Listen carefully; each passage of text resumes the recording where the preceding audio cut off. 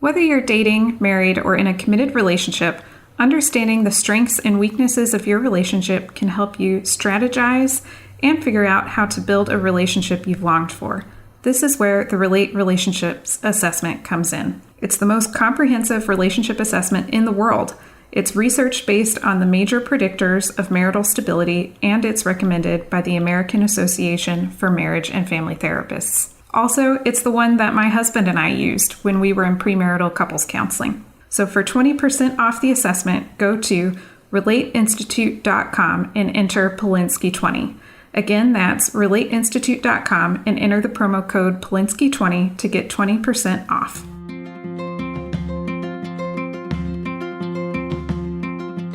Welcome to the Communicate and Connect podcast for military relationships with your host, Elizabeth Polinsky, a military marriage counselor. If this is your first time listening to the Communicate and Connect podcast, please take a second to go rate, review, and subscribe to make sure you get all our future episodes. We also really want to know what it is you love about our podcast, and if for some reason you're not loving it, we want to know that too, because we're committed to providing the best quality content to help you improve your relationships.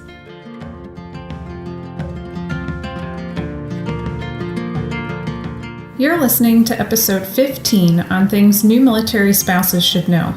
This episode's show notes can be found at elizabethpolinsky.lcsw.com.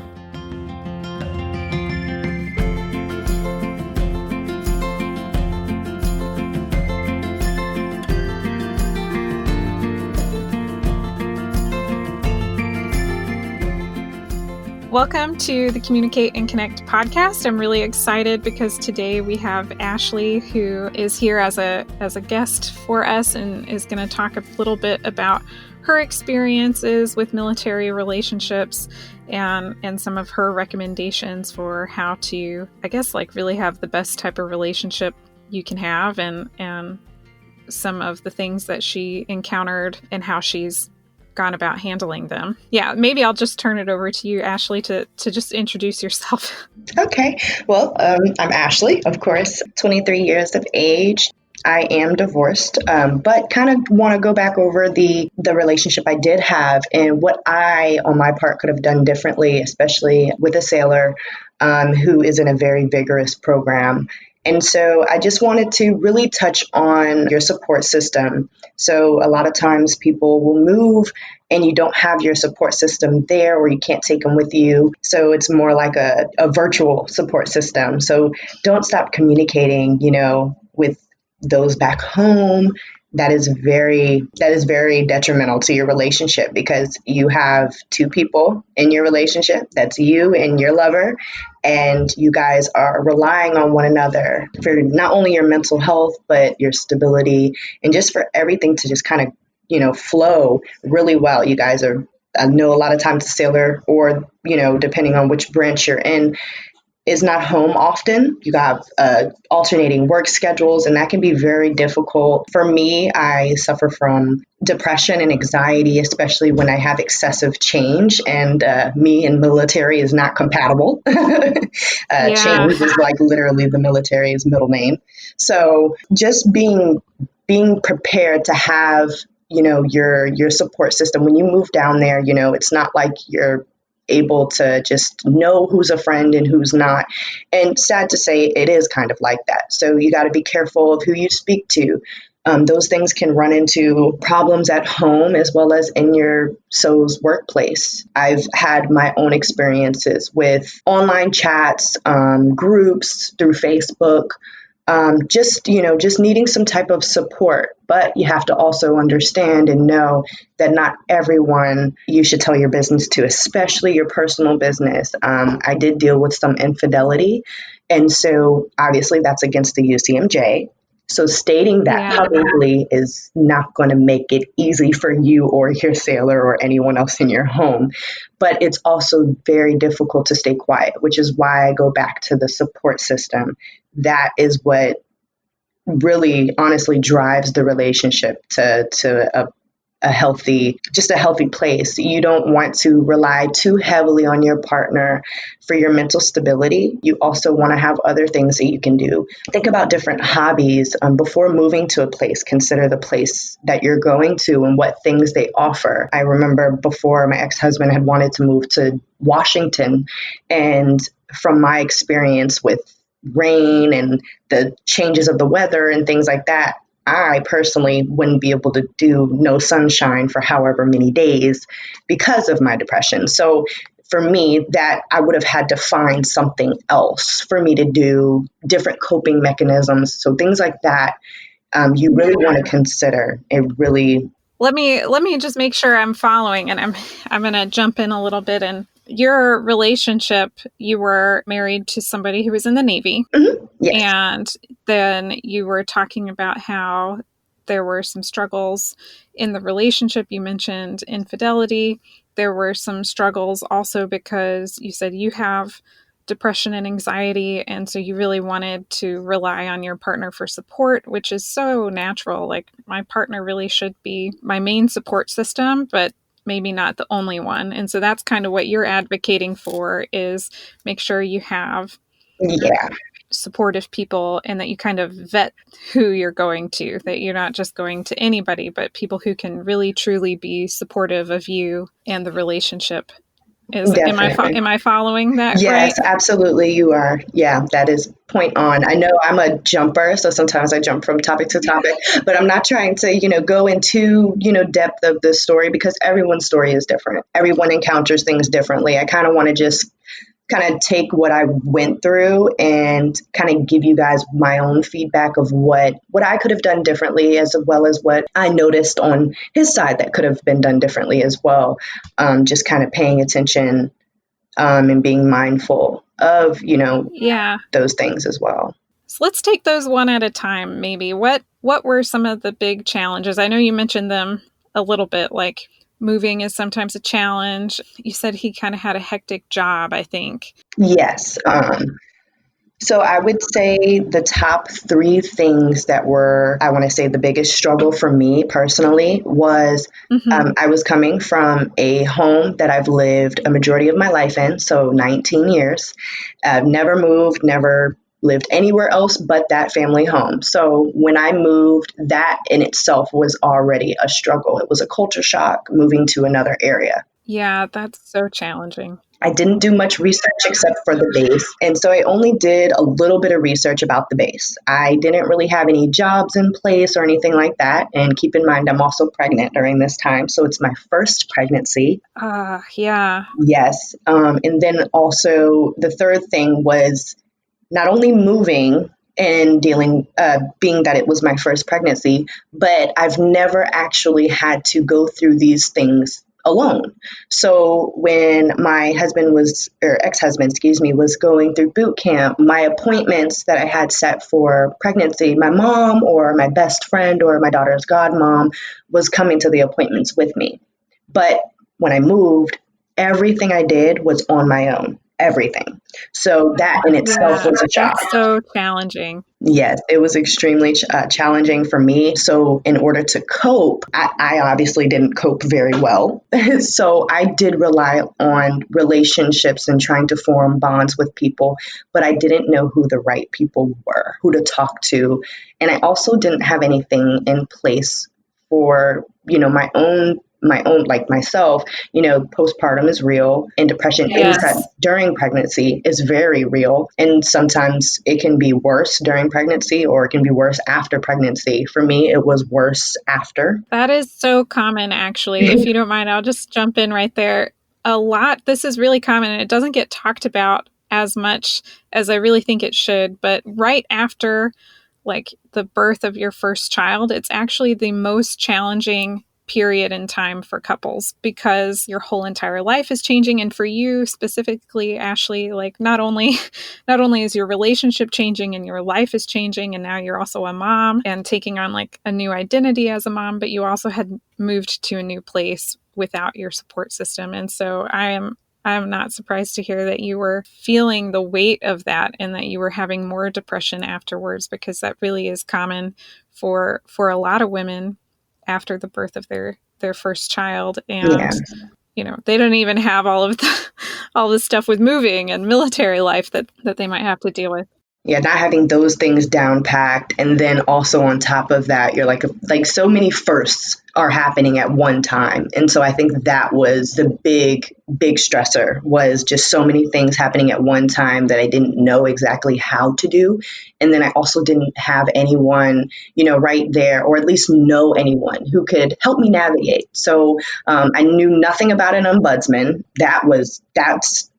That is like your primary thing. You need to know about that. I went to a spouse 101 class. That did help, but I started distancing myself because of the constant change and noticing not being able to keep the relationships. Another thing was very scary for me, was building a relationship and then those people moving away. That is something that was super difficult for me, because I knew how long I was going to be there for, because he had just started school. He had 3 schools to go to, and I was meeting people who had already exited or was stationed there just for a period of time and left. So that is also in itself was very difficult, was just getting to know new friends over and over again. And then you finally develop a friendship, and then they move. Yes, and then they move. Yeah. But there's no shame in keeping in contact. I have a friend who I still keep in contact today. We both had our first child. They're about 2 weeks apart. So basically, she was moving over, and we ended up knowing each other prior to her moving over. And we got to build this internet relationship, sort of. And when we got in person, we spent all of our time together as much as we could, when we weren't with our husbands. And then when we parted, and she ended up moving and I was still down there, or excuse me, I ended up moving back home and she was still down there. And we still have that relationship. She's moved to 2 other places since, and we have been still communicating. So there are potential relationships you can have. So there are ones that are going to be good, that you're going to have strong, positive relationships and they're going to have your back. And then there are others that are not always going to be there to have your back. Yes. And unfortunately, I guess I kind of tied it to, they're in the military. They're not going to do anything bad to me. This is like, that's just my automatic thought. I don't know why exactly. They're harmless. They're going to, other mothers are going through the same thing. So in my mind, I was like, there's no way, that people are going to do anything, there won't be too much drama or whatever, or anything like that. Well, it's the same as outside of the military lifestyle. There's drama in it. There's drama outside of it. You have to really just know, just like from your own natural, like when you meet someone, you kind of have a vibe there. You kind of know, but it's the same with your military. You just want to know who to talk to.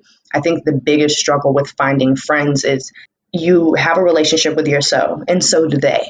So at times when you're speaking something to another wife or a husband, they may say that to their spouse, and then on goes to whoever else's spouse and whoever else's marriage and family and whatever else. So that is also something you have to consider, that not everybody's mouths remain closed about your personal business. You have to be very careful. And some people, just like a mandated reporter, are supposed to report things, especially if they feel the need to.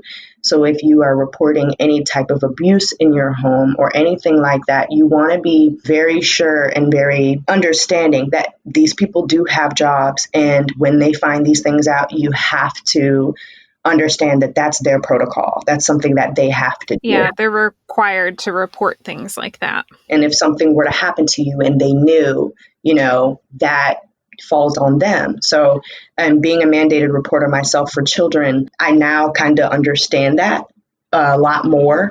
It did make things a little difficult at home, though, but I'm happy I spoke out, because at least someone knew in the event of, something could have happened, something could have occurred. But yes, I wholeheartedly believe, just be careful who you talk to. And some people, they just use those things and they may use it in spite of you. So, but that's the world. It's not just the military. It's outside of the military. Very true. This is something that I end up talking a lot about with people who I end up working with in therapy, usually more so the individuals over the couples, but I think it really applies to the to like military spouses also is that like you have to give people time to earn your trust.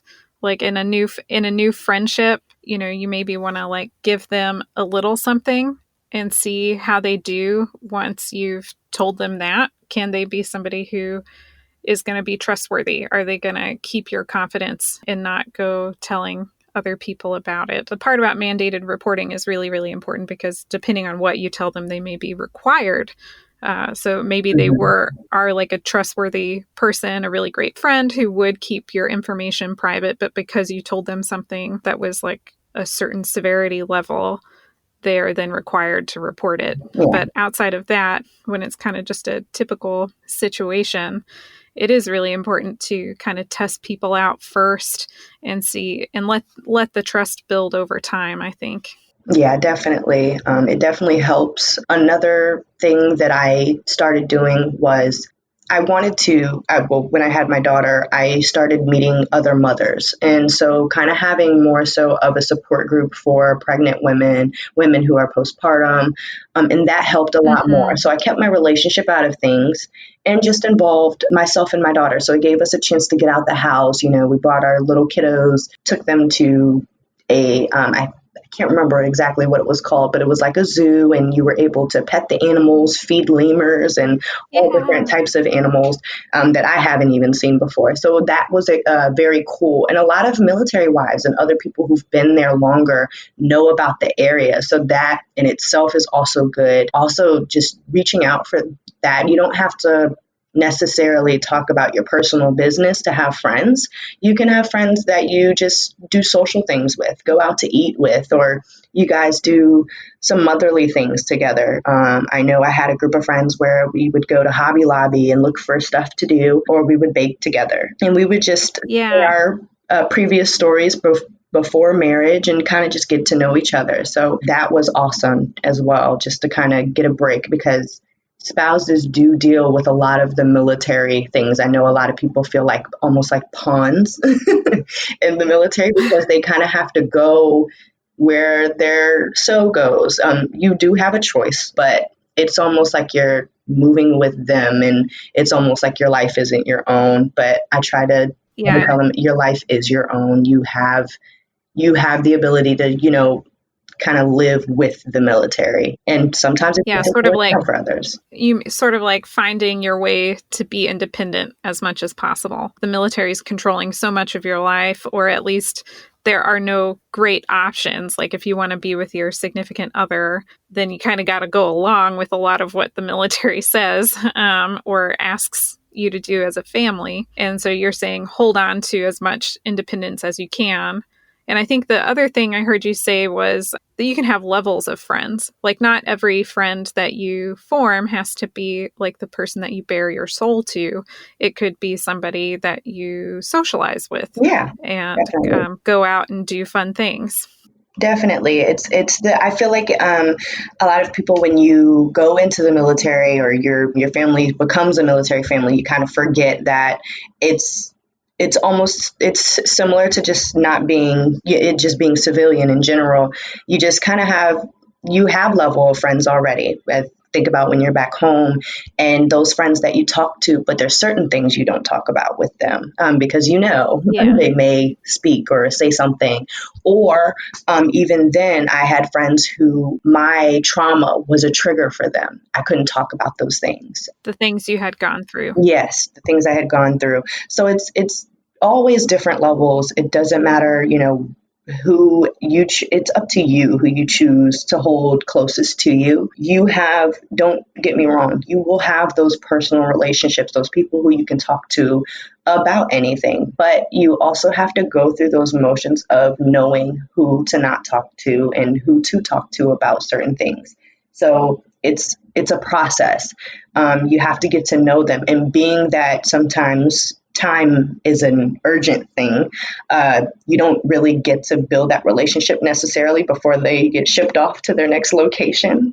So I know I was worried about just trying to find a relationship now, a friendship now, someone who can be my best friend today and our children grow up together, but it's not like that. It's with any type of situation where you have to have to grow. You have to let the relationship grow. You don't want to force anything, and you want to make sure you're safe as well. Because like I said, it did make things at home a little troublesome when things in the classroom started being spoken about our relationship.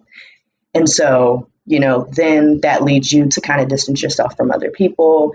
And I was afraid to be friends with anybody. So when you first started talking, you mentioned that there were some things that you thought you could have potentially done differently in the relationship that maybe would have helped, that you wanted to share. What were some of those things? I really feel like I could have done my research, really found out who I could have spoken to about these things. There are not legal, but people who are registered to help you during these times. So counselors, I know some people don't believe in a psychiatrist due to sometimes they are able to administer medication. I was one of those. I did not want to be on medication for any depression or anxiety. As a therapist, I'm so pro psychiatrists and medication. It can be so helpful for people. Yes, it can. It definitely can. I just felt like for me, it felt like it took me out of myself,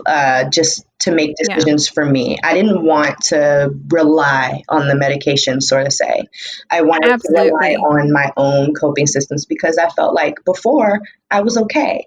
So how can I get back to that? Or how can I get to a better me? Through that, I found out that I didn't have to talk to all the wives. I could have spoken to a counselor. There's counselors in Fleet and Family who you can visit, who are covered, who you can talk to about anything, just like any reporter, as long as it doesn't involve self-infliction of, harm to yourself or others, then, they won't say anything. So you have someone you can confide in anytime. I also found out that not only do you have Fleet and Family, but you have family advocacy. So right before you go into family advocacy, I want to just add something about Fleet and Family services, because those are really, really helpful and beneficial for a lot of people. And I think what you said about, like, you wanted to make sure you had your coping skills in place and not rely solely on medication. That really is the benefit of having a counselor, because things are confidential.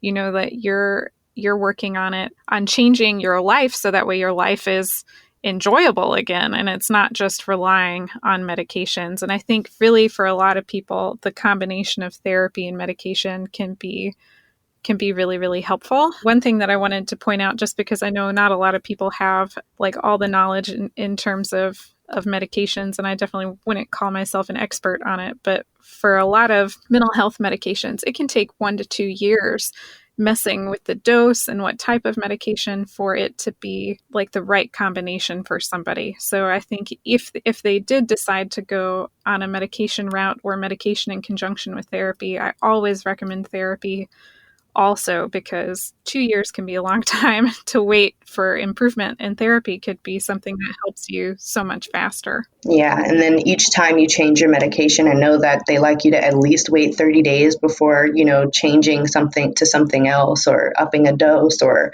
anything like that. So regardless, being in therapy definitely helps that. They can monitor, just kind of watch you and see how things go, how you communicate with them. It can change.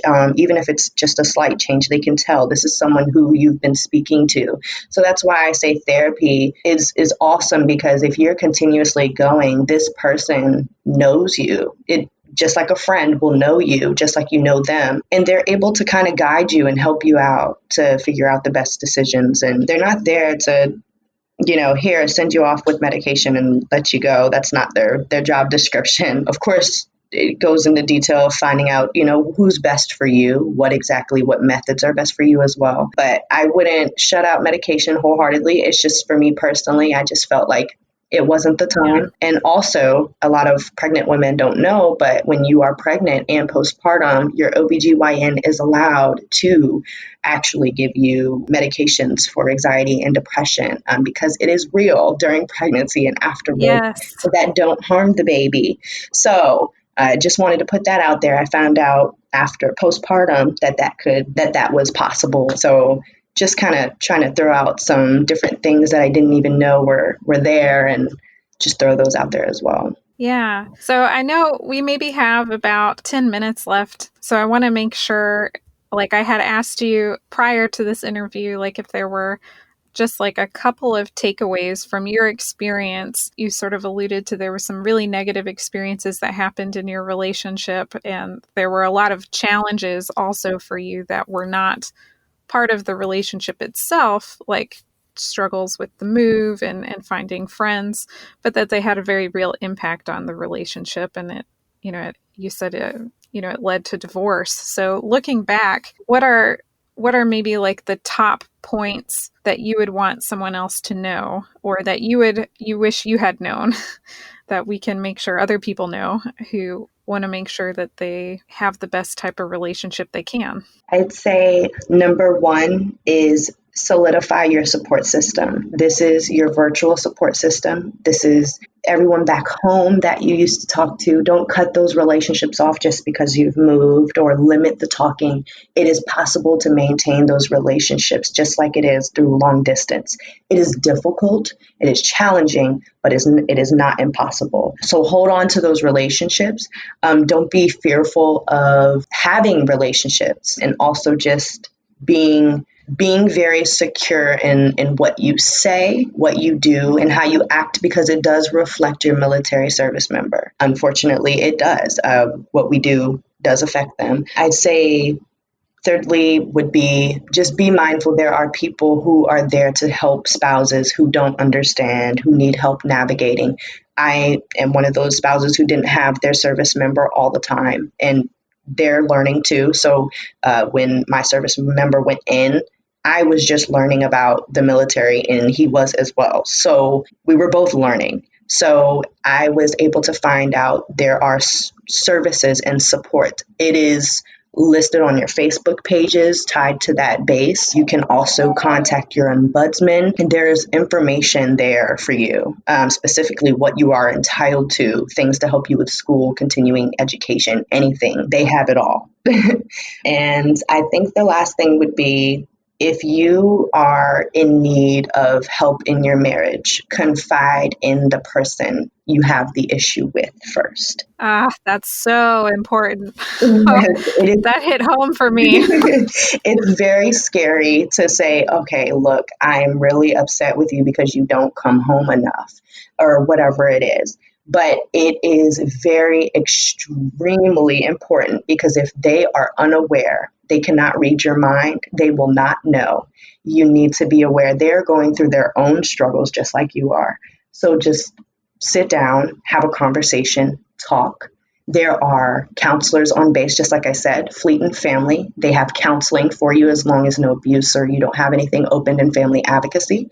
If there is any abuse present, you can go to a family advocacy. So there are things that you can do, and there are things in place to help your marriage get through whatever it is, even if it's just the military change, all of it. So you are not alone. That is the one thing I have to continuously say. You are not alone. You have sources. You have people who are there to help you, and just look into those sources. Do not stop researching those sources. They are there to help you regardless of what base you go to, and they're all around you. Yeah, I love that. So often I think we all need to be reminded of what we have access to in terms of support, and that we really aren't alone. We just have to reach out to what's around us, whether those are our friends and family that are back home, or whether that's like the professionals in the community around us. So I also want to make sure that I just kind of cover anything as a marriage therapist myself. If there are questions that you have that you think are important for people who maybe have been in a similar situation as you, that I might be able to answer. Any questions come to mind?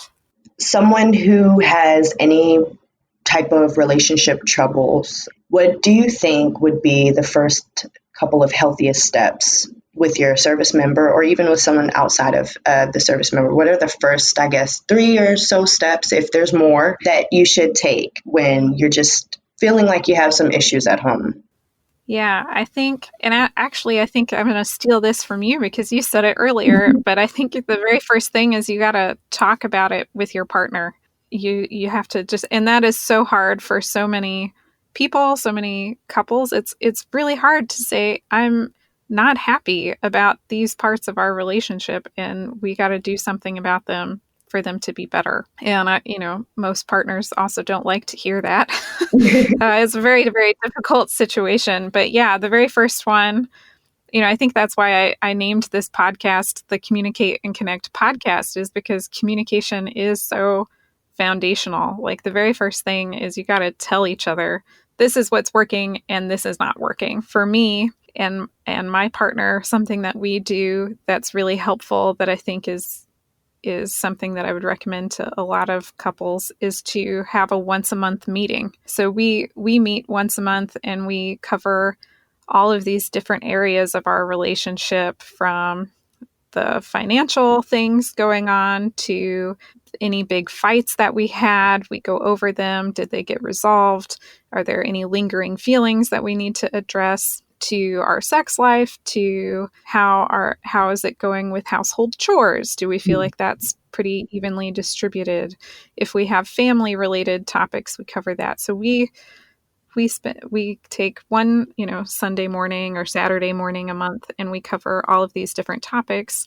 And we really wanted to get into the habit of doing that even when our relationship was going well. So that way, when there are challenges, we already have an avenue to bring them up, because that can be something that's difficult for couples, is like, I want to enjoy our time together, especially if they've been fighting a lot.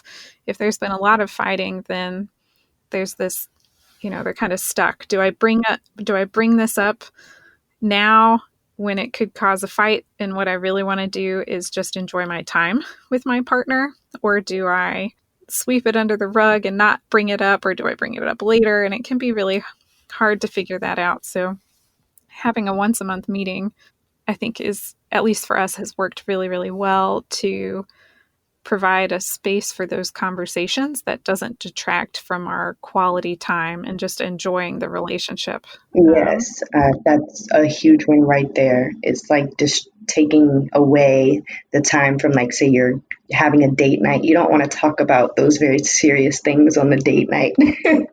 I was Exactly. afraid of, ruining the mood or ruining the night, so set aside that time. That is perfectly said. I love that. So the last thing I would say is that if it is something that you're going to bring up, like if you absolutely cannot enjoy date night because of what just happened and you need to bring it up right then, a lot of people, when they feel hurt, they get critical. mm-hmm. And so this is the biggest thing. Instead of telling their partner, hey, when you just said that hurt my feelings, I thought you didn't respect me, or I thought you were making fun of me. Like, I have this thing that happens a lot in my relationship where my partner will laugh at me. And he says he laughs at me because he thinks I'm adorable. But every single time he does this laugh, I think he's making fun of me. And so if I responded and I said, like in an angry way, stop laughing at me, or if I got critical of him, then that's just going to cause us to have a fight that continues, because he'll get defensive. Right? Like if one person gets critical, the other person gets critical back or defensive. It's like almost like math, like, well. Yeah, it just goes back and forth, and it doesn't really solve anything. It makes the problem deeper, and then adds an additional issue, which is that, and kind of goes over. It's like you're playing tag. It's like you're playing phone tag with someone. It doesn't ever get solved, and you're just going around in circles over and over again. It's like, yes, exactly. So I always tell people, like, you got to go more vulnerable. You got to tell them your feelings were hurt and how it made you feel. It made you feel like you were being made fun of, to go with my example, right? Your partner cares about you. That's why they're there with you. If they know that they impacted you that way, they can then turn and say, oh my gosh, I don't want you to feel like I'm making fun of you. That was not my intention at all. And then you guys can repair. But if you respond with the sort of criticism, then they're not going to hear the message that they had hurt your feelings. Yeah. I think I have one last question that actually made me think of. I'm a right now type of person where I want to talk about it right now in this moment, but it may not be the best time. So, what would you say to those how to go about having this conversation? One of those things that I dealt with was being respectful of other people's space when they're not ready to talk, or when it's not a good time. When is a good time? I know it goes back to setting time, but specifically when it is an urgent matter and you're kind of at a kind of like a almost like a halt. What can you do to kind of just ease the conversation in, and what kind of dialect should there be to make sure there's no blame being specifically placed and making the person feel defensive? Yeah, that's a great question. So there are maybe, I think there are like multiple points to that question. So Yeah, I'm gonna try to there make is. sure I get them all. And if I leave one out, you let me know. But the time that I want to talk to my partner is not always the time that my partner wants to talk. Or is even available to talk, if they're at work or if they're working on a project that they're in the middle of. And that can be so hard for the person who wants to talk, because the person who wants to talk is just thinking, this is on my mind. I need to get it fixed. We have to address this. And it kind of feels like, how are we going to be okay in the relationship unless we talk about this right now? I think it's perfectly fine, to say, this is really bothering me. I'm feeling a lot of anxiety. There's a lot of pressure inside of me to get this resolved quickly. I really need us to talk about it soon. When can you talk about it? And sort of, you can say, yeah, it's okay that you can't talk about it right now, but it is really pressing and we got to talk about it soon. When is a good time? And have them come back and say, okay, just let me finish this thing, or just let me run to the bathroom, or let me, when I get home from work, that's when we can talk about it. So that was the first thing. And then I think there was a second part in there about how to not be critical. Yeah. Like communicating respectfully to like with one another, making sure like there's certain words that are triggers for people who make them kind of go to the far right of things and just completely ignore what we're talking about. So like just kind of trying to not step on any toes, pretty much. Yeah, that's hard. If you're in a relationship, you're going to step on each other's toes. That's like unavoidable. Yeah. I think, and that's part of, as you go along in your relationship and you get to know each other more and more, you learn what those triggers are. And I think it's hard. This is where you have to get kind of vulnerable and tell your partner, hey, these are triggers. When you say words like this, I get really defensive. I get angry. Like on a smaller level, I could say for me personally, when my husband does that laugh, that's kind of a trigger that I'm being made fun of. But he would never know that unless I told him. And so both partners, as triggers come up, they've got to be able to share and say, hey, that's a raw spot for me right there. That's a trigger. It really causes this big emotional reaction inside of me. And I think the other one is, if I already know something's going to be a trigger for them, then it's hard without a more specific example. I'm guessing like if I laughed and I knew my husband felt like I was making fun of him when I would laugh, then I would ask myself, why am I laughing? Am I actually maybe on some level wanting to hurt them? I just had a conversation with a friend about this yesterday, is that oftentimes, just like with kids who want your attention, or my dog even wants my attention, and if I don't give him attention, he starts barking. And kids, if they don't have enough positive attention, then negative attention. Any attention is better than no attention at all. And so partners that are really longing to connect and get through, and really all fights are about let's get on a good page again. I'm really longing to be on a good page with you. And so if their partner hasn't been responding to like the more gentler requests for that reconnection, then people can get critical and they'll push those raw buttons, and they'll know, like, even though I know this is a touchy word for you, or it's a trigger for you, they'll say it because any attention is better than no attention at all. It's better to fight, because if we fight, then I know you care. And so if that's happening, I often would say couple therapy is the best thing, because it really helps couples get underneath that pattern and recognize what's going on. And that when that happens, it's really someone has been probably saying for some time, I really miss you and I want to connect you and I want things to be better, but it hasn't been getting through. I guess that's where the communication part comes back in and sending clear messages. We could talk for a long time about that, I think, but we are pretty close to out of time. Do you feel like I answered that sufficiently? Yes, I definitely do. I definitely wholeheartedly feel like you answered that as perfect as possible as it can get. Yeah. I really enjoyed the you answering those questions. Those were very critical for me. If I had asked those prior, to a lot of things could be worked out in different relationships and marriages. And this is something you can take through any relationship. This is not just your, who you're dating, or who you're married to. It's also your friendships. Some people, your friends know what buttons to press to get a reaction out of you too. So it's through any relationship. So it's very helpful. And I really appreciate that. Yeah, you're so welcome. I think those are really important things. And I can really relate to you. Like, I did not have very good relationship models growing up, or like examples of positive relationships. And I've had my share of pretty negative relationship experiences. It's stuff that people don't think about, or they don't even know, like it doesn't ever get taught. Yeah. Well, Ashlee, we are very close to being out of time. So I'm going to go ahead and bring us to an end. Do you have any last thoughts? Nope, not at all. Okay. Well, thank you so much for being willing to talk about your experiences on the podcast. I have really enjoyed our discussion and learning from you, and I'm sure the audience is going to love it as well. You're welcome. Thank you for having me.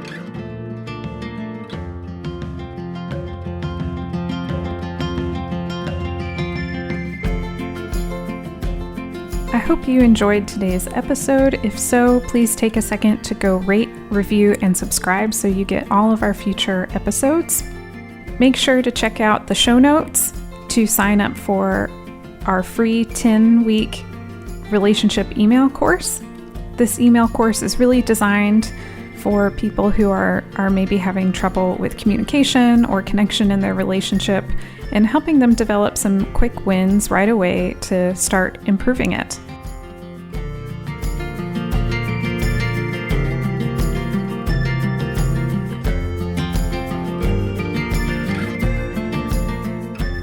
While I am a therapist, this podcast is for educational purposes only and is not considered therapy.